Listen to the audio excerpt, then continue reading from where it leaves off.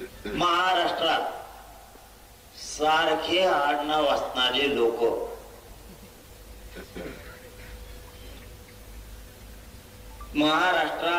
सारखं आडनाव असणारे लोक म्हणजे महाराष्ट्रात तुमच्या आडनावासारखं कोणाकडेही कुंडी प्रमाणपत्र जर निघालं असलं तर त्याचं शपथपत्र घेऊन मराठवाड्यातल्या लोकांनी अर्ज दाखल करा.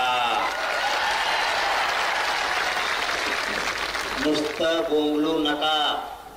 आरक्षण नाही काम करा.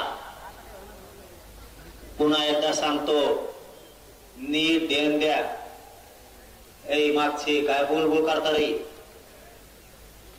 हालू नका. काय उपयोग मुंबईत जाऊ? काय बाय मुंबईला तुमचं आता काय सांगावं तुम्हाला.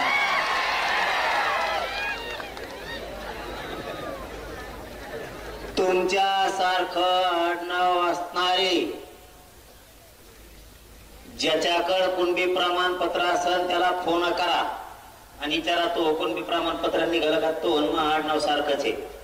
त्याचं कारण सांगतो.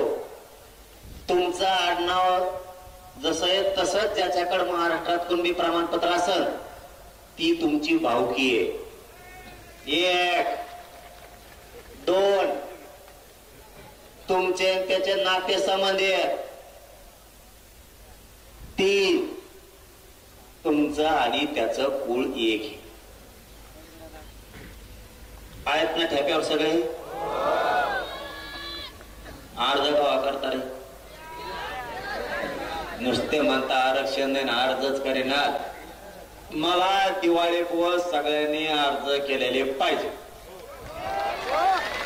आणि जर त्यांनी नाही दिलं तुम्ही अंतरवली द्या. सांगा इथं माया आडनावासारख्या माणसाचं प्रमाणपत्र होतं, त्याची नामची भावकी आहे, त्याचं नामचं कुळ आहे, त्याचं नाते संबंधित पण अधिकाऱ्यांनी दिलं नाही. मी जाणन तेव्हा अधिकारी का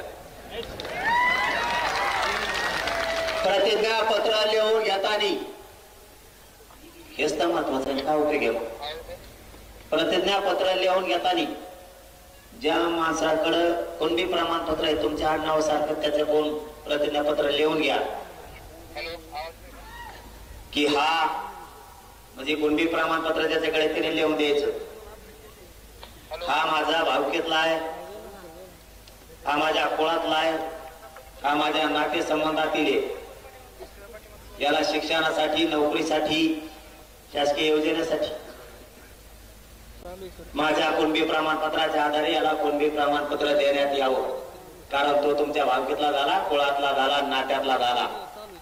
चांगलं आणखीन दुसरा कोणाकोण विचारून सुद्धा प्रतिज्ञापत्र चांगलं करून घ्यायचं आणि अर्ज सादर करायचे. स्थानिक चौकशी अहवाल प्रत्येक सेतू केंद्रावर गरीब लोक समजून घ्या. गरीबाला काय करावं कळाना.